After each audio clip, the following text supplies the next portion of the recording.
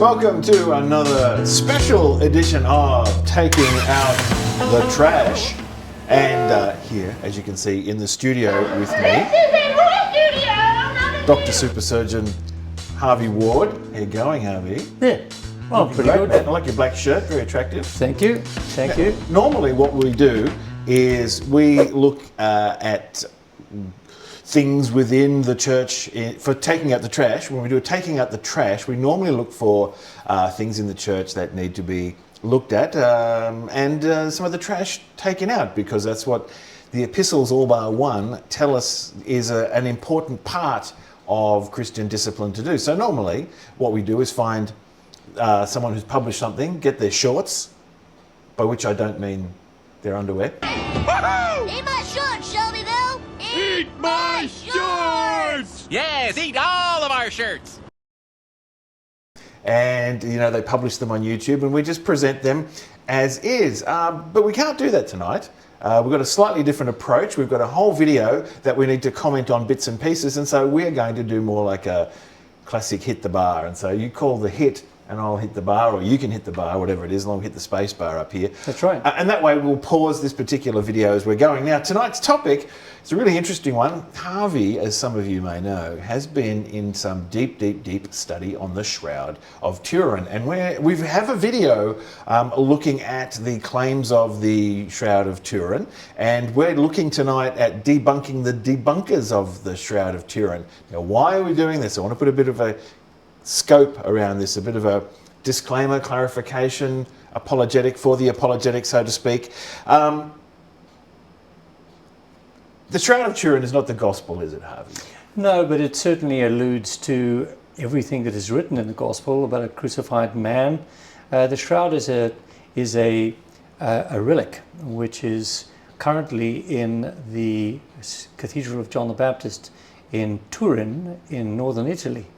It was brought there by the Savoy family and was in their safekeeping since the 1500s, and prior to that a French family, the De Clery's, since the 1300s, and its history is fairly well corroborated from that time onwards. Well, we'll hold that point, because it's a linen shroud, and it's claimed to be the shroud that contained the body of Jesus. Importantly, yes. But bears on it not only the marks of his suffering and his death, but also his resurrection. That was a very good executive summary.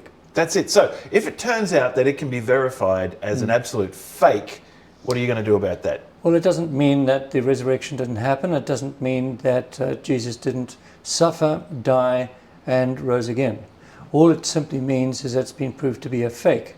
However, the more we look into it, the more intriguing it becomes, and it raises a lot of questions. I agree. And the reason we're just spending a little bit of time before we dig into the debunking of the debunkers is that we hold something like this as a point of really high interest. It's got a bit of clout in the zeitgeist at the moment, but it in itself is not in any way intrinsically linked to our salvation or our Christian living. And if it turns out to be a bum rap, out it goes, no big deal. But if it does turn out to be real, if it could ever get totally verified as that, then that has other implications. Now, we're not going down there just yet. Let me tell you about who we're looking at tonight. Harvey sent me this video, because that's you right here. That's right. A chap called Dan McLellan. Apologies, Dan, if you ever get to see this huge video that we'll be putting out.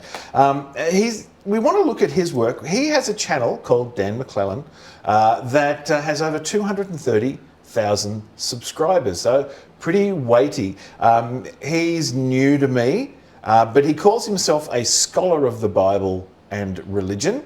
And that's neither good nor bad. That's just an area that he focuses his scholarship on. So I would expect that he'll be presenting data and be level-headed about things. But I'll look more into Dan's material following this. So I'm putting out there that I'm approaching this as a bit of an ignoramus of Dan himself. But I'm interested to see if his approach and his scholarship is thorough. And we just talked before about the importance or not of the Shroud of Turin, whether it is proved one way yes, the other way no. So let's now look at the first bit of his debunking. Just recently they verified the Shroud of Turin. Have you seen that? All right, let's see it.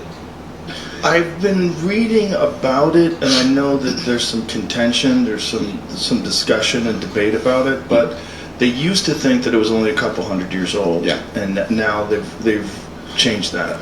No, they have not changed that. The scholars who have always argued dogmatically that the Shroud is authentic are continuing to argue dogmatically that the Shroud is authentic, including the research that is going to be brought up in this video, which, by the way, was conducted by at least one scholar who claims to know that the Shroud is authentic because of personal revelation that he received in 1998 while he was standing in front of the Shroud.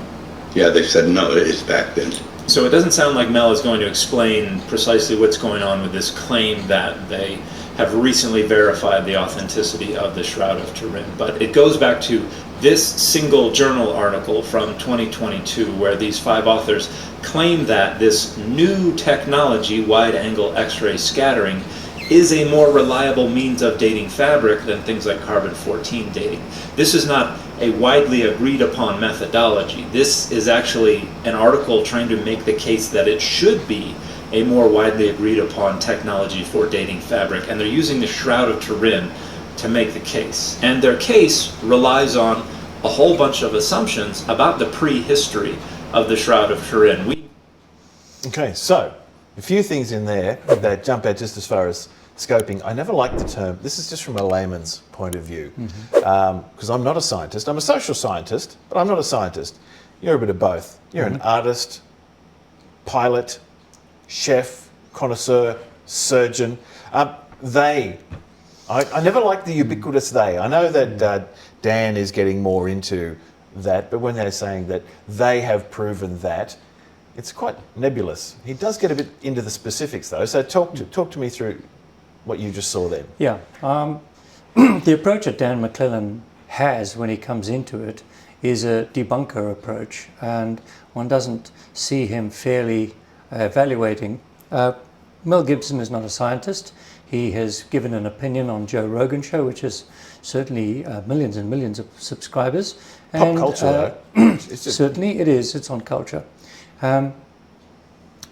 And Dan starts off by saying that those who dogmatically claim that the Shroud is genuine have just simply continued to dogmatically claim. Once again, no evidence is presented to actually analyze.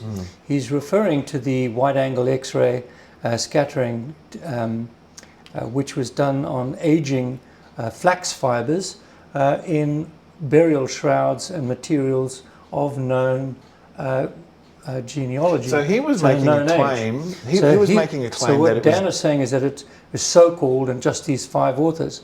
No, this has been rigorously done, and the authors that did the wide-angle X-ray investigations, and I have some of the details here, were actually quite clear about their peer research and their published results.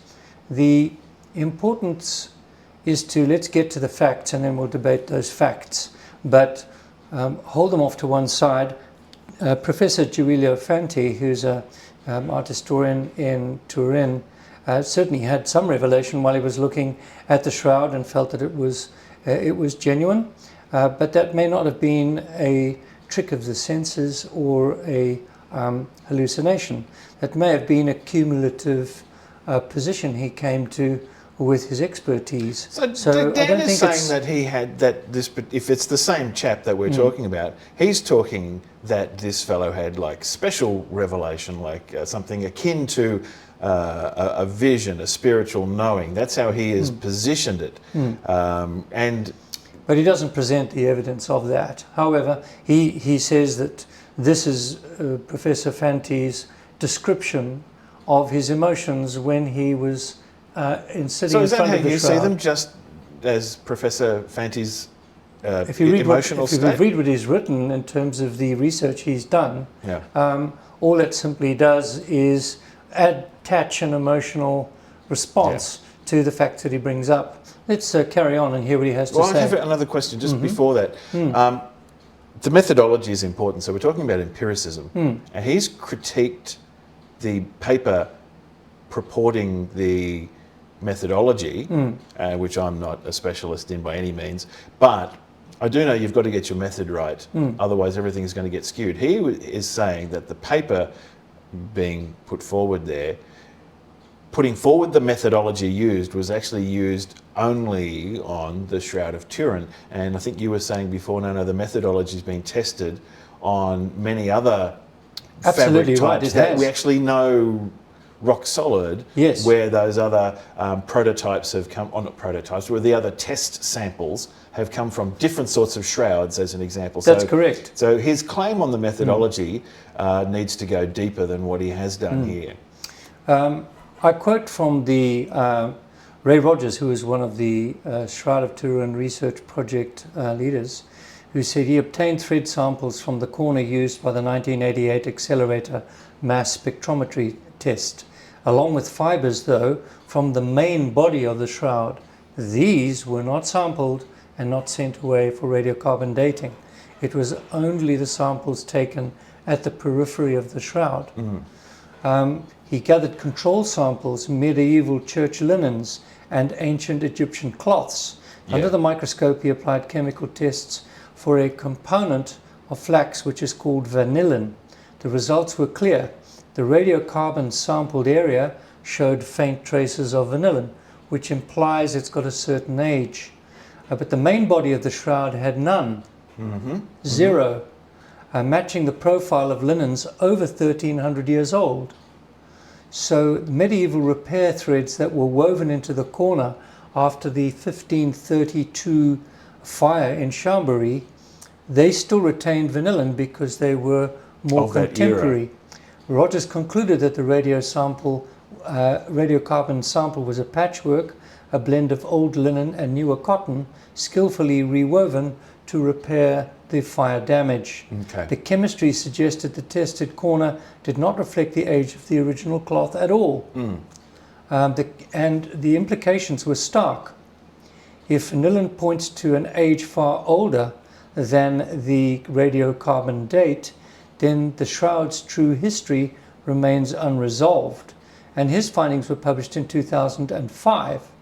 They didn't overturn the accelerator mass spectrometry results, but they forced scientists to reconsider the foundations of those tests. And the shroud's fibers, exposed to centuries of heat, smoke, and restoration, have now become a puzzle of mixed ages. But chemical markers like vanillin offer a silent record of time's passage, one that can't be faked or erased by medieval hands. Okay, so now stepping back into the methodology critique then, my thoughts on Dan's understanding of the critique. First, it's a good approach as a researcher and even as a debunker to look at the methodology and say, does the methodology hold up? Now, if I have, and forgive me, Dan, if I get this wrong, but if I have understood this right, he's saying that there's only really one main paper that talks about this particular methodology, and that methodology was based on doing work on the Shroud of Turin. So it was like this self-aggrandizing circle, this self-appreciating circle. But you've actually said, no, the methodology has been tested wider than that, and the methodology is robust. Yes. So his critique at the start needs a bit of work. Does. Okay, well, let's move on. Or less know where it's been since the mid-14th century when it first popped up in our records. And the first record that refers to the Shroud of Turin, by the way, is from a bishop saying, hey, some people are trying to make money off of this fake relic, which... Now, I remember you talking about this before. So Dan's claim here, it is Dan, isn't it? Please, I do hope I'm getting that Dan right. McLellan. McLellan. His claim is that the first record we've got, as in a written record about this shroud, is that's turned up with the bishop of that particular region saying, hey, there's a fake out here, people are trying to make money off the fake. Now, I've heard you explain this before, so step into it carefully so that people get the idea of, Dan is saying the first record we've got is it's a fake. No, that's true. That's false. That's a completely false statement, because the shroud was known to be in the Church of Liry, which was in France, about 30 miles or so from the city of Troyes, where the bishop he's referring to, Bishop d'Arcus, actually was. Prior to that, the Bishop Henry of Poitiers was aware of the shroud, and the public expositions of the shroud in the little church that had been built purpose specific for it by Geoffrey de Charnay in Liry, that's been recorded from as early as 1348. Bishop de Arcus had recently had damage to the roof of his cathedral and was looking for funds to try and raise in order to repair it.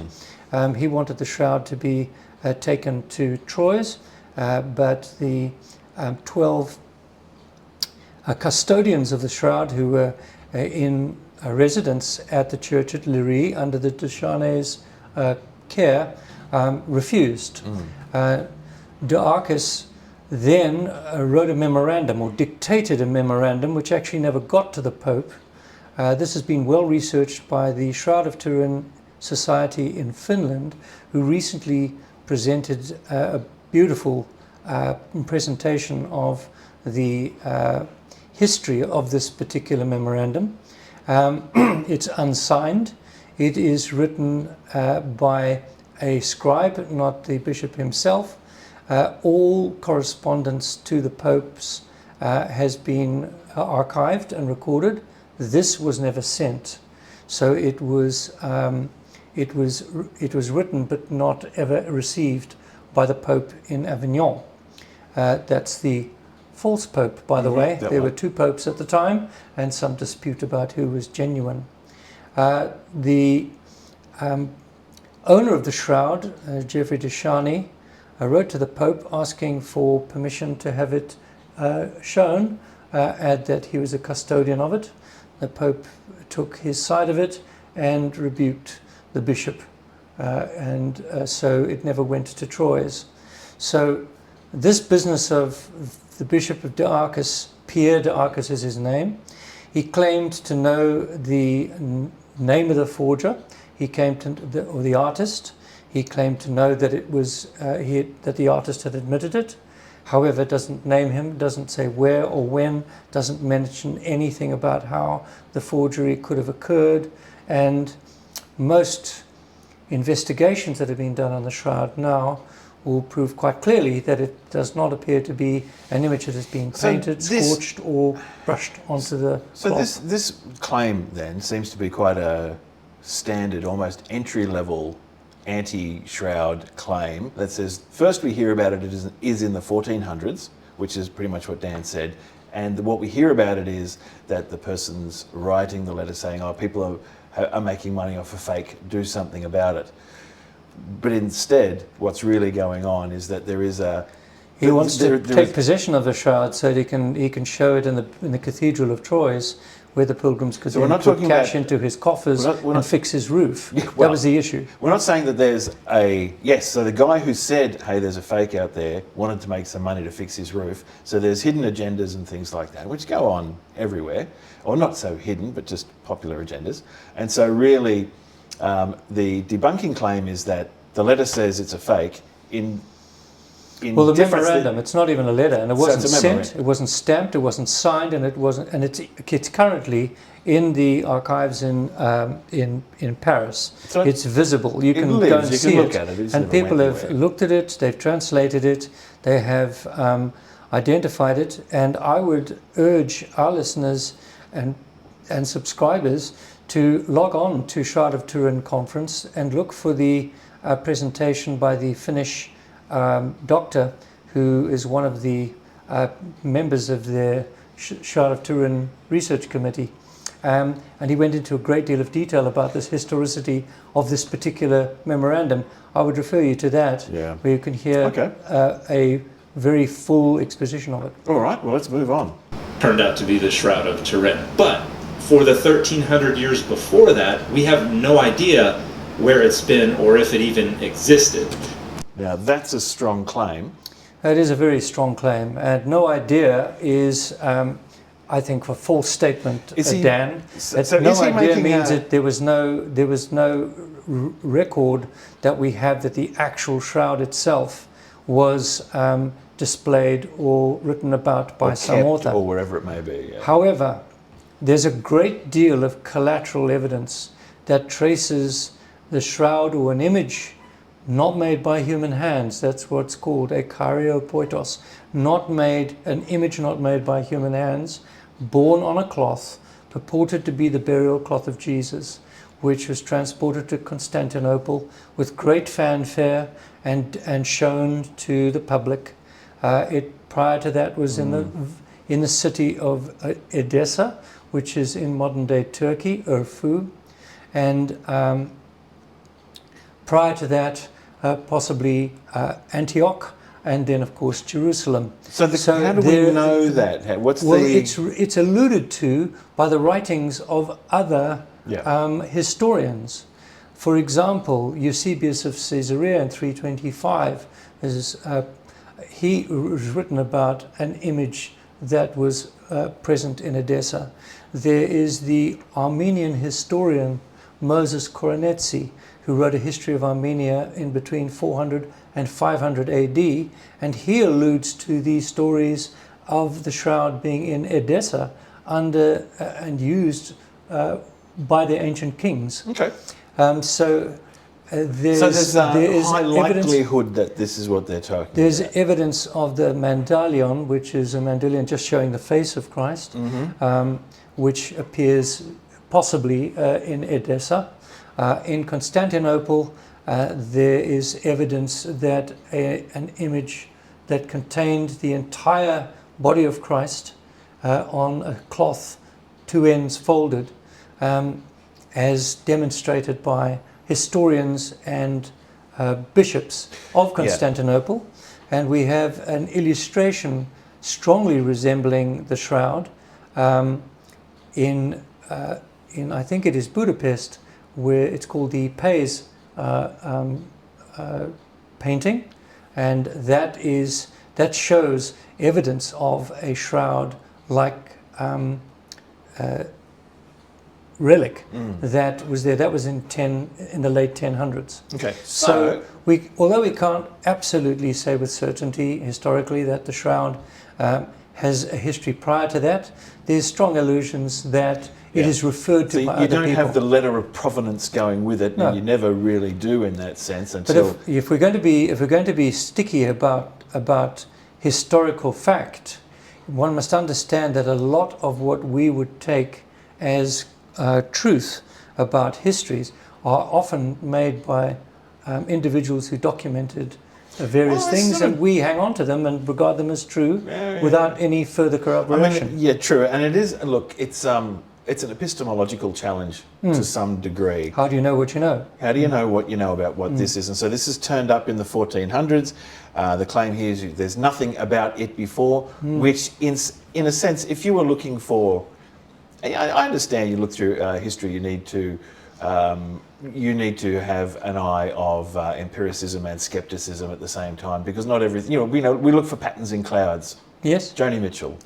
We do that sort of thing. However, you do have to be also balanced in your weighting. Otherwise, much of ancient history would never be considered valid or valuable because of our modern approaches and standards in difference to ancient standards of the time. And so to find references where things are mentioned sidereally about something surely would lead you on a bit of not a goose chase, but would lead you on a bit of a fact-finding tour to say this is a likely step. And there are other evidences I'm sure we'll get to that reinforce those. And most scholars would say it did not exist for those 1300 years, but this... Most scholars would say it did not exist for those 1300 years. That is his opinion, and he would have to be... Which most scholars? If he's going to be an honest historian, he'll have to name them, because there are many scholars who say, well, the shroud appears suddenly in the Middle Ages. We can't argue with that because there's much stronger evidence that it was there. Prior to that, we have to look into it, but most scholars, I don't know. There are a lot of scholars who look at the Shroud of Turin and say this is a genuine artifact. It's either the most miraculous hoax that's ever hit mankind, which we'll get to, or and check our other video out. Check our other video out. It is authentic. Well, So- I think one of the points with that, from a scholar researching it, from a debunking mode, I think Dan, I mean, I get that this is a short form video, and I don't want to go into that. I'm sure Dan has a lot more evidence. But there's a couple of things here that we've already pointed out. You know, you make a big claim like most scholars agree it didn't exist before. Well, that's just advertising. And the second part of that is the volume of scholarship doesn't equate to accuracy of scholarship, because there are a lot of vested interests either side. There are many people who, because it has religious connotations, the Shroud of Turin, Yeah. it has a lot of power on either side. People who dogmatically are wanting it to be absolutely right, people who then, like a Dawkins type character, even though he's, you know, from a evolutionary biological point of view, but anything that reeks of God has got to be torn down. It can't be what it is because of our a priori assumptions. They won't allow a divine foot in the door. That's the key. Well, that's not science, that's bias. Yeah, and I think that you just, you know, folks, as you're watching things like this and someone makes a grandiose claim that says, you know, up until the 1300s, for those 1300 years, it didn't exist. Most scholars agree it didn't. Well, that hasn't been well put forward here. It hasn't been validated by Dan himself, and I've already given the caveat around, like, I get the short form of the video and things like that. And this is not an academic essay. However, at the same time, it's sloppy.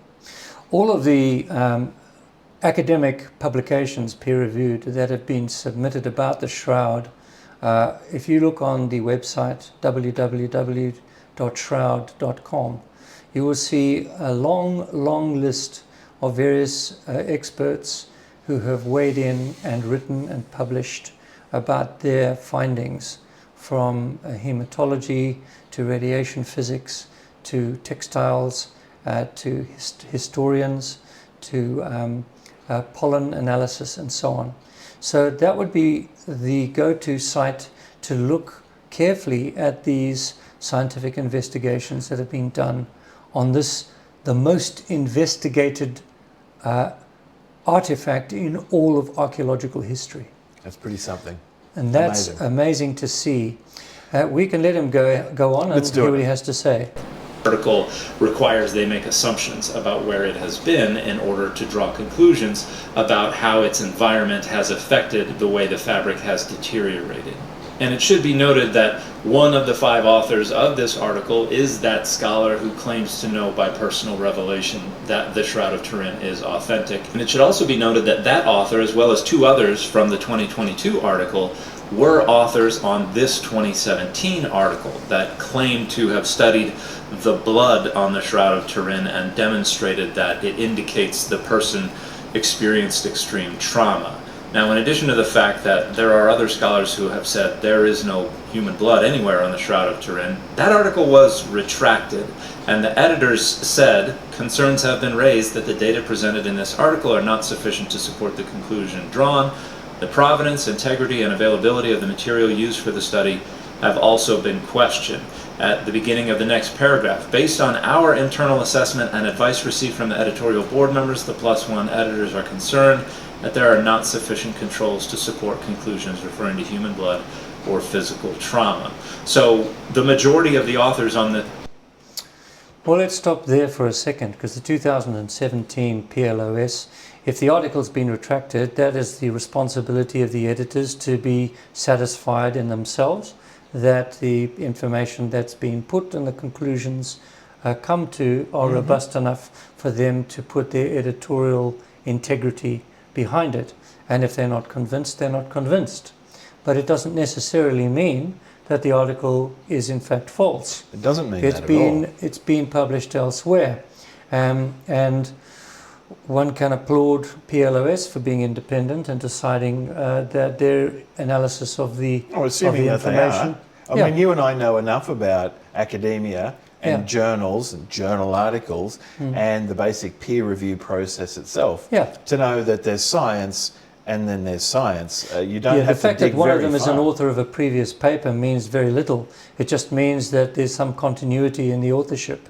Do you think all the others who are the authors wouldn't recognise the bias of this individual? How many other articles out there are there as well? Like, I don't feel like we're I feel at the moment he's bringing up outliers rather than looking at the weight of what evidence is there. Now, that's what I feel. I don't know that because I don't know the scholarship behind the Shroud of Turin and how many journal articles have been written about very many aspects of that. So I come into that just saying, look, just to say because editors have withdrawn something, that's neither here nor there. It can indicate there's something wrong with the paper generally. It can. It can also mean that the editors are under pressure. But they did publish it, but they've now gone back to have a look at it because other people have criticised some of the findings and therefore forced a retraction. There's a lot of retraction of various articles that have gone to the Lancet and had to be pulled because of some, not necessarily sloppy work, but somebody has looked into it and given an opinion. Sure. Does that mean that the body of the work is not true? Does that mean none of it's true? This is the implication that Dan's giving. However, we'll let him speak. Yeah, we need to let him catch up a The little bit. recent study have already been caught out playing fast and loose with their materials, their methodologies, and their conclusions. Now, something important to keep... Now, unfortunately, he doesn't mention what they are in here to be able to validate He's that. just giving an overview opinion Of all the of negative of a stuff. paper he doesn't show us. Mind Many is that papers. science does not progress because one person makes a claim and publishes an article. It progresses when many people can replicate the results using the same methodologies. Now, I will back him on that because Yes. that's a great point. Absolutely. People understanding science versus scientism. And so on Dan's point there, he is 100% right. Good science is based on replicable use of methodologies by other reputable and well-trained scientists. Dan, at the moment, like us, we're acting a bit like journalists. Yeah. Neither of us get this sort of research ourselves. We're not those people. We're all third-party researchers, citizens. We ourselves didn't do the research, so we have to believe what somebody's written and we published, can't. and we have to assess it. Now, there are two camps. He's referring to Walter McCrone, who was one of the original STU, the Shroud of Turin Research Project scientists. There were 33 of them. Walter McCrone felt that there was no blood on the shroud and stands by that and staked his integrity. Walter McCrone and Associates has a large chemistry laboratory, from what I understand, in America. I think it's America or Canada, but I think it's America, where he had said he couldn't find any blood on the shroud. However, others have definitely found blood on the shroud. From their opinion / research. That's correct. I'm just going to go to a presentation of this. If you can again look at the 2025 Shroud of Turin conference in St. Louis and listen to a presentation by Kelly Kiersa. And Kelly is a professor of hematology who he himself has done. I'm just going to looking, we find something very interesting here. While Harvey's doing that, and these are the blood studies which were presented at the don't you love it when they don't want to open up? Here we go. It loves So us. this is the current understanding of the blood on the Shroud of Turin, and the scientists have frequently asserted that these are human in origin, from a male individual and of a blood type AB.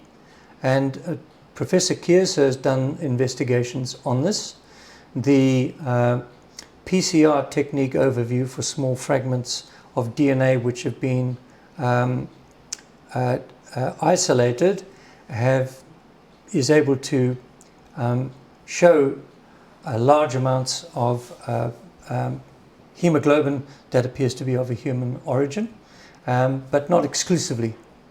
Unfortunately, the PCRs, when DNA gets degraded, it's difficult to identify target genes. The control fibers where there was no obvious evidence of blood stains showed negative for human blood components, but the blood-stained fibers contained human blood components, and so that's an assertion he makes as a hematologist.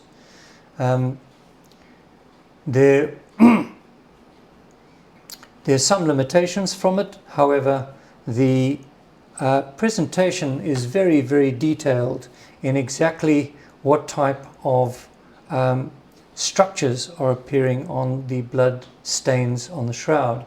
There have been antibody-based studies done by Professor Bayama Belloni and Heller and Adler from the Shroud of Turin research project, and they looked at antibodies against human blood proteins to test the shroud fibers, and they reacted positively, while the unstained controls did not.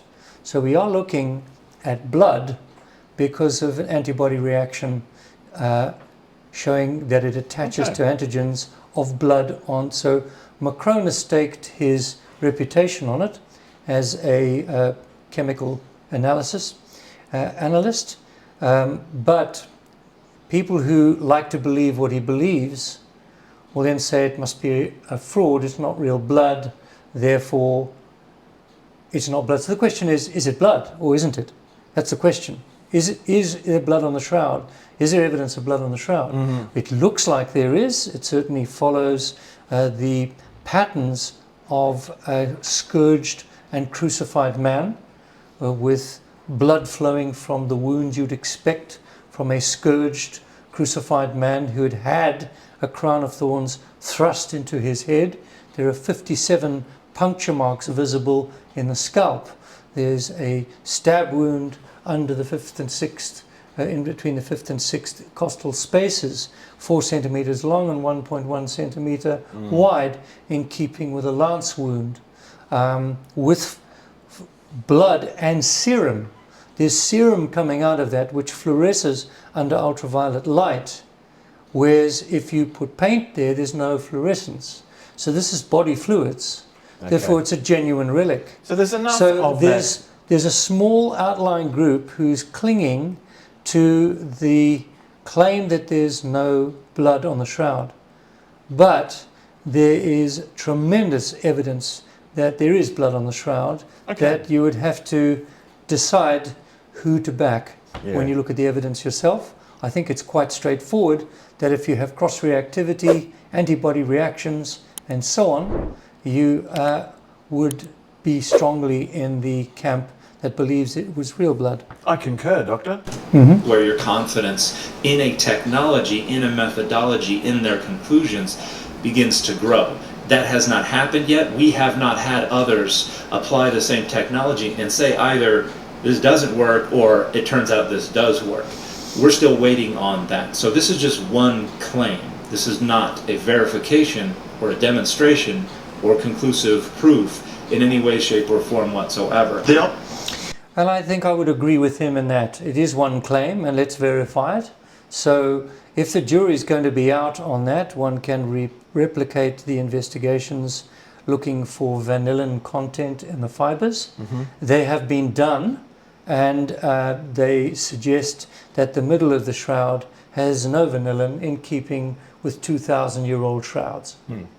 Whereas the periphery of the shroud has vanillin, and it is in keeping with the history of the repair of the shroud, which is documented by the sisters of the Clare, sisters of Poor Clare sisters, they are called, and these were nuns who dedicated their lives to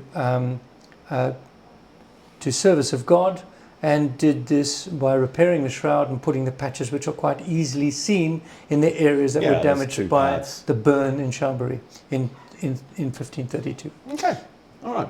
Yeah, and I think it's an important thing, like, folks, as you're watching this as well, we're trying to do what we can also. Our version, Harvey's level of scholarship on this is far above mine. I'm more on reportage and responding and reacting to what I'm seeing here as someone, you've got a doctor, someone who's done a doctorate. I don't want to put Dan in a box and say we think everything about what he's doing is wrong. Far from that, we want to see whether his claims negative claims stack up. He's made a few statements about science and about replicability, which we absolutely endorse, because we think that's what it is. We want to know whether this Shroudy thing is authentic or whether it's the most incredible Hoax. facsimile, not a facsimile, hoax ever. Let's move on. People don't understand how it was made, which to me is very fascinating, because it's not paint. It's not, they don't know what caused the image itself and how that technology would have even been available. It wasn't. No. A couple thousand years ago. This is not entirely accurate. There have been a variety of different theories about how the shroud could have been produced in the 14th century. None have been demonstrated to be the actual technique that was used by whoever created the Shroud of Turin, and in no small part because the folks who are dogmatically convinced of its authenticity refuse to accept any theories apart from whatever theories they come up with for how this was supernaturally. Okay, a couple of things there. I'm going to put a couple of points in there. First one, in talking about being dogmatic, Dan is dogmatic that this was created in the 1400s. Evidence that Harvey's already put forward and has gleaned from these other scholars actually quite conclusively date the material of the shroud to be well before the 1400s. So, you know, talking about assumptions, you've got to be aware of your own assumptions, and so that's a bit of a failing on Dan's part there, just as he's criticising people for their dogmatism, and it's easy for humans to do that. We do that. I'm dogmatic about living in Coffs Harbour, where we are right now, which has great coffee and perfect weather most of the time. Paradise. Yeah. Paradise with great coffee. However, there's a few other bits and pieces in there, Harvey, that, you know, Well, I'm concerned about raise questions. his reliable. He's talking about theories that people have come up with. Professor Nicholas Allen, which I alluded to in our previous talk, is a strong proponent of the theory that this was done by some kind of camera obscura. The image would have to have been of a suspended body. It would have had to be done in 3 particular layers. There would have to have been rigor mortis. There would have to have been blood. There would have to have been a dead body. Wouldn't be a live body. It would have to have crucifixion type wounds. So it would have to have prolonged exposure. It would have to be on some photo sensitive material, such as coated with silver, so that there could be some chemical change which could explain the appearance of the shroud at the moment. So on there's no stain, there's no there's no ferric iron components apart from those possibly transmitted by people trying to make replicas of the shroud in order to, and there were about 46 or 42 replicas they were trying made. to get an imprint from it, one that was impression. made in Besançon, which is well known. One that was in the Shroud of Arquata, which was discovered in 1638 in a church in Italy. And there are a number of Well, I would imagine the shrouds features that of have those been- copies, if they're like stencil copies, The copies look very similar. but they would also then bear material of that age, as well as drawing materials of that age. Well, the history of the copies is well known, because amongst the They said, we're going to make a they copy. made it. We want to make a copy so that we can venerate it. Great. Well, So that's it. The question I would have is, produce it with medieval Technology. materials. For the last 50 Speaking years, of that challenge has replicability. been put up by I think is a British filmmaker by the name of David Wolfe, or Michael Wolfe, and he's offered £1 million for anyone that can produce £1 million quid? £1 million £1 million for someone quid? who can produce a copy of it. And say no you one, can do it. No one has claimed it to date. Well, let's see what else he says about this, because that will get into that. Achieved, and Mel's going to do that later in this video. But there's a 2010 article from Luigi Still got a bit to Garavascelli go. We wherein don't have to he go through the whole demonstrates that there's a very simple artistic technique that was available to medieval artists Simple. that can replicate precisely the material features of the Shroud of Turin, and he has to try to replicate the centuries of aging using an oven and specific times and temperatures. but he can reproduce all of the features of the Shroud of Turin. But the experiment shows that this does not have to be anything supernatural or on an atomic level. There are very simple ways to reproduce the features of the Shroud of Turin. Well, not so fast. Yeah, I was about to say that. Let's actually see the You would have a copy. lot of these now, wouldn't we? Let's Where see is the it? copy, compare it to the Shroud, and see if it's what you say it says. Also, one there thing have that- been an enormous number of attempts. String on my finger here, Yeah. okay? You look at what he's saying, think about that just for a second. First of all, he's talking about something that you've got the original.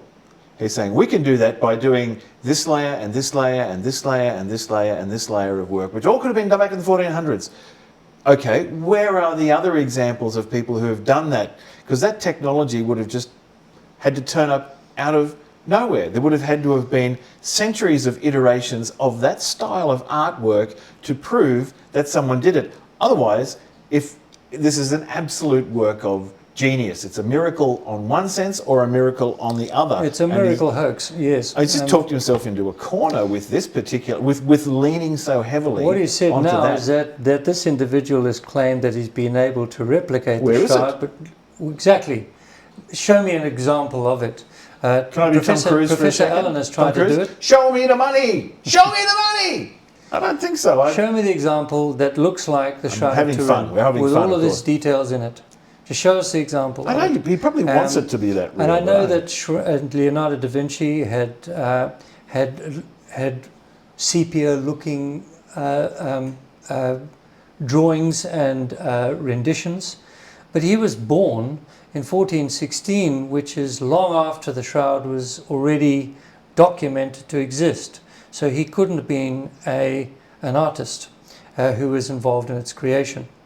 He might have been involved in a lot of other wonderful things, but not the Shroud, because the Shroud predates You him. would have so much art So the question history is, around this. Yeah, the only thing we've got, if we didn't have Bishop Archis's letter denouncing it as a fraud and knowing the forgery, then what would we be left with? We'd be left simply with a cloth which has an image of a crucified and tortured and scourged man, dead, with blood flows, And it's not a 2D And- painting version.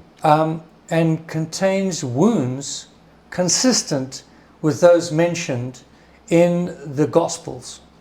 So why could it not be that person? What other candidate would it be?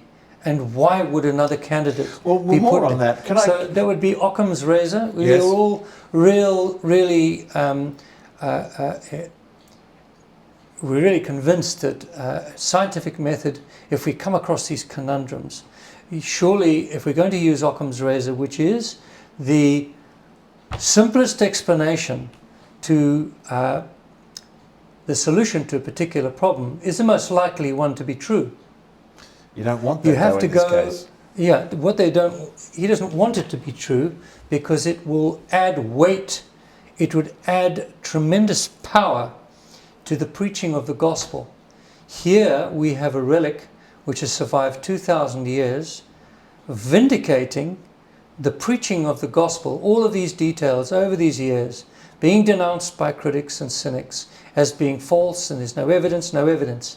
Suddenly, this may be evidence, and it could be conclusive evidence of the death, suffering, crucifixion, and resurrection of Jesus. Maybe. That's why it's so important to debunk. A lot of people are saying, listen, we're trying to prove that it's true by using the scientific methods, but scientific methods Well, can it's be very- used for other reasons too. Of course they can. And what you've got is on the argument of this, whether it's true or whether it's a fake, you've got zealots on both sides. I doubt that there are many neutrals. Now, our time is a bit short. Let's let this run on a little bit to get through as much of this as we can, and we'll do quick stops on the Yep. way. And folks, just as a reminder, there's more on a video of Harvey and I having a discussion on the evidences for the Shroud. So we will use that as a base and just allude back to that. So executive summaries from here on. An intense light, I mean atomic. to leave almost like a photographic imprint on a piece of cloth. Yeah. And that is even less supported a theory than the other theories for our. Just quickly. Oh, that is completely false. That is very well supported. And I would draw our listeners to Paolo De Lazzaro's multiple publications. He is from the Exima Laser Laboratory in I think it's in Rome, or maybe even be Bologna, but it's in Italy. And De Lazzaro, you can look at his presentations, you can have a look at the science. He has used ultraviolet light between the wavelengths of 295 and 400 nanometers with an intense burst onto untreated cloth, which has produced the faint brown changes in the outer coating of each of the microfibrils which make up flax fiber. It's a laser, so it's a very intense and powerful concentrated light.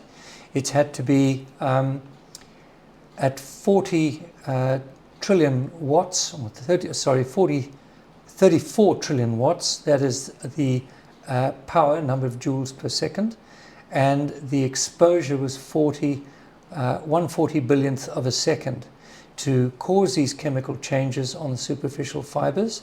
They don't penetrate all the way through the cloth. They're only superficial, which is what we find on the shroud. Mm-hmm. So the image production has been verified experimentally, and it's been proved that that's what to do. So he is wrong. Stick creation in the 14th century. And you can see it, that it depicts a first century Hebrew male, because the hairstyle was from the first century, and a Hebrew hairstyle. Absolutely nothing at all about the hairstyle indicates that the image on the Shroud of Turin is more likely to come from a first century Jewish man than from a medieval artist. Quickly? Really quickly. I can't really say he's correct about that. There is certain evidence. If you look at the Pantocrator pictures of Jesus as depicted, the very earliest artistic pictures of him were exactly like the Shroud, and that was as far back as the first images seen at the Sinai Monastery. Some and claims the Pantocrator, and all of them have got the points of contact evidence, which are very similar to the person of the Shroud. So he is wrong about that, Dan. That he was about 6 feet tall, that he was completely scourged all over his body. He was crucified, scourged, beaten, the wounds on the... Look how Joe Rogan, Mel's hands just go straight inside him there. And the scourging, and the hairstyle was from the first century. So in addition to the fact that so much about this image is anatomically incorrect, including the fact that you cannot cross your hands and cover your groin without lifting your elbows off the ground, which is where they would be for a deceased person, studies of the so-called blood on the fabric demonstrate that cannot have been from wounds of a man who died in crucifixion. In addition, well, there he is completely wrong. Yeah, those studies have been very, very carefully done, done with models, done with modeling, done with cadavers. If he's in rigor mortis on the cross, then his arms are going to be in a particular position once they are taken off the cross. So he is factually incorrect. Whatever he's referring to. He's anatomically misguided. So can I just ask, as a surgeon, what do you know about anatomy? Nothing. Stay in your lane, Harvey. Sorry, Well, just being a bit of fun there. They don't see his thumbs because the wrist nerves were damaged by the nails, and so when you damage the median nerve, the hands actually you'll only see fingers. They appear to be fairly long of the man on the Shroud. There's some degree of elongation and bear in mind it's an image of a crucified man. So the right shoulder is slightly lower than the left, possibly pointing to dislocation. and the wounds are consistent with the biblical description of Jesus. So either this would have to be a brilliant fake, or it's a genuine artifact, and no one's produced a similar artifact like it. We have no other burial shroud with any other images on it. They would like to know. You wouldn't. Surely, if he was alive, he would have admitted and said, "I made it. I did It's a fake." I did it. The fact that it's not flowing in the correct direction. The blood is shown to flow over the hair, and that's not how blood interacts with hair. So there are an entire host We've already of problems. noted the errors The he's made imagery here. on the shroud best fits a first century provenance. And the pollens that they found in the cloth were from that region. Yeah. A number of scholars have pointed out that the presence of these pollens on the shroud does not in any way, shape, or form whatsoever demand the conclusion that the shroud existed prior to the 14th century CE. Well, it doesn't mean it existed prior to the 14th century. He would have to explain their origin. Where did they come from? How come they're found on the shroud? And give us a rational explanation as to why some of the species are found from the Middle East, flowering plants round about that time of the seasons, also flowering plants in Turkey, flowering plants in Greece, and then flowering plants obviously in France. So quite clearly, if the shroud was exposed, then it may have picked up pollen which had been stuck to the shroud from the areas where it was exposed. You can't expect that people from that era would have been placing it under glass. So to come and say categorically no shape or form is a linguistic club that he wishes to knock out any questioning. Bear in mind, he's just talking into a microphone, so it's easy to say what you like. But in any way, shape or form is simply not true. You will have to find an explanation for the presence of the pollens from various places, and you'd have to have a rational explanation. You'd have to come up with it. And I will agree, the person that originally did the botany work was a criminologist by the name of Max Fry from Switzerland, and he collected the tapes on sticky tapes. He collected the samples and took them back and investigated them under high-powered microscopy, identified the pollen strains, and it was not as rigorous as most palynologists would have done, which are people who study pollens. However, it doesn't completely ignore some of the assumptions he comes to, and it begs an explanation as to how they got there anyway. Yeah, absolutely. But we'll let him prattle on. Yeah, I think the prattling is also, good. the weave was a first century weave. That was typical. This is an odd claim to make because the weaving pattern is actually a strike directly against authenticity, because the Shroud of Turin is a large single piece of linen, very expertly woven in a 3-1 herringbone twill pattern, which requires a specific type of loom technology, and no one has any evidence that any such loom technology existed in 1st century CE West Asia. No. That's false. There is evidence that that type of weaving was done in Egypt, but also done in India. So the cloths that are available from that time have been well looked at by textile experts. Great. Has anyone found a piece of linen woven in 3-1 herringbone twill pattern from anywhere in or around 1st century West Asia? We begin to see this pattern popping up in the Byzantine period a few centuries later, and then it is developed and becomes more sophisticated as we move into the medieval period. And so look, I think that's been developed. He's talking about anything from that region, and we've said yes, it's interesting that the herringbone twill pattern is reflected in the document I'd mentioned in Budapest, which was dated sometime in the mid 1000. Okay. So that was certainly, you may say, Byzantine. The burial cloths were only for the wealthy, and certainly this type of burial cloth would have been for the wealthy. Yeah, in which case you could have had an import from Egypt. He was a Sanhedrin member. He was a Joseph of Arimathea. So middle of a trade route. You would that's right. find those things at a certain level. But I think he's being very dogmatic about no evidence whatsoever. Yeah. He's just hasn't read widely enough. The best that apologists for the Shroud can do is say it is theoretically possible that somebody had developed this weaving pattern in the 1st century CE. We have no evidence for it, but it's theoretically possible. So again, did exist in Egypt and India, you were saying? Yes. That pattern? Yeah. Reality is the expertise of this particular weaving pattern is pretty strong evidence for the medieval production of the Shroud of Turin. So not necessarily is the answer there, not at all in fact. Yes, but it's now starting to point to it as a production of a medieval forgery. You've got to be a little bit more precise about saying if it's a forgery, do tell us what other forgeries would have been done of a similar nature at the time to prove that the technology to make such a forgery at that time was available to those artists in any school of art anywhere in Europe that could have done the same thing.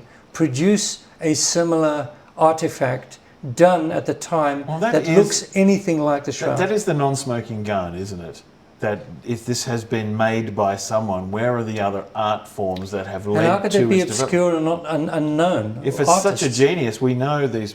Anyway, there's a huge social, historical implication around this thing just popping up perfect out of nowhere. And another guy, an archaeologist who I knew who actually translated the Passion into Aramaic, told me that if you look close, you can see the image of the Tiberius coin marks on the eyes. Now, I don't know if that's real or not. I've never actually checked that, but that there's images of Tiberius on the coin. No, that's not real. And the fit for this video has been Rogue and Gambit forever. And just recently, they verified. I'm quite surprised that he's that dogmatic that he just says it's not true. You can say something's not true. You would have to then refute a great deal of evidence that's come to light about the coins minted at the time of Pontius Pilate, which we have the coins, and there is some evidence that looking at them, there's coins over the eyes. Now, not all Jewish burial practice had placed coins over the eyes of the dead.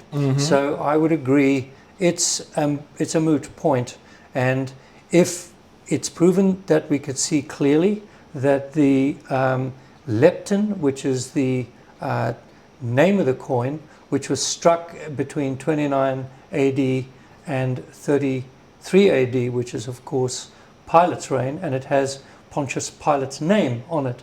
If it was one of those, and you could see that. Well, that would be very difficult to know where they got one of them to put on the image, which is a negative image. It's not a positive image. It's a negative image, which when you take a photograph of it, you get the negative of the negative, which comes back as a positive, and that's what you see actually at the Shroud of Turin. Thinking of that logically, and we'll sort of wrap up now because we'll refocus back on Dan's critique. Is that if you did have coins over someone's eyes, and let's just say the eyes of Christ, if it were, and someone's lying down, and then you have that resurrection moment where you're talking about all that radiation going out, typically what you would get are just two black spots. That's correct. You would probably have that. I think it's a red herring. It possibly Out of is. everything, I don't know, but that's just from my lack of... There's somebody who's actually looked into that, is a numismatist by the name of Roger. I will get his name. And he has got a very, very interesting interview with Dr. John Campbell on his website. And he goes into the evidence that he has for what's on the image. So there's another expert who spent, he stakes his professional reputation on what he's seeing. And he says he's not a believer. It's just that's his expertise. He's the expert in coinage. Yeah. So he makes an appointment. He makes a very strong case for there being possibility of coins over the eyes. Possibly. Although there are some people who say, some authors who say that it's not normal Jewish first century practice to put coins on the eyes. Yeah. So even then, that's, I think he may be correct with that. I don't know. There you go. So let's pull this back to Dan's critique of that. If you want some more detailed information from research, again, look back at the last video that Harvey and I did on this one. I will link it here somehow, either in the description below or over the video at the end.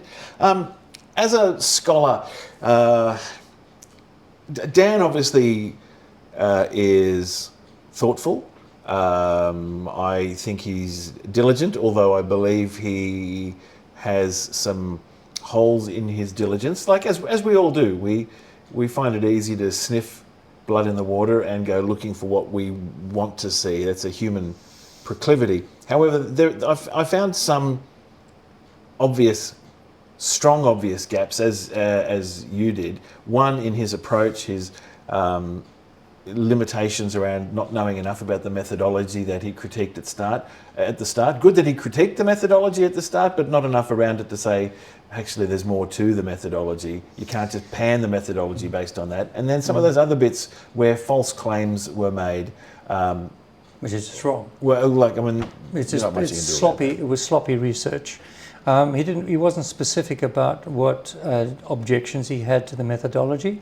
That was done by the wide-angle X-ray scattering technique, looking at the aging of the shroud fibers. So all in all, I would say this is a fairly low-grade critique to a large number of followers from someone who's articulate, but if you sift through the actual words and try to get detail, he's a bit short on detail, and it's quite clear he's been a selective reader. So perhaps he has motives behind this, I don't know, but we'll look into some more of his work and see where he comes from and what angle he comes in at. We come in as believers in Jesus Christ, as the Son of God. He suffered, died, and was buried, and rose again on the third day, and is interceding for us all at the moment. His completed work on the cross has dealt with our sin. He's the Lamb of God, and we, as No Apologies, are quite convinced of that for many reasons.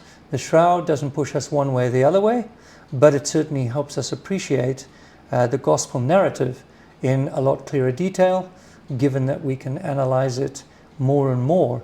The man who is depicted on that image suffered greatly and was killed. The big question is, who is he and why? We leave that to you to keep investigating. Well, thanks, Harvey. Appreciate that. Put it there, big fella. Thanks for joining us, everyone. If you've made it through to the end, you are true heroes. Thanks. Please give it a thumbs up if you liked what we've done, if it's helped you in any way. Would love your comments down below.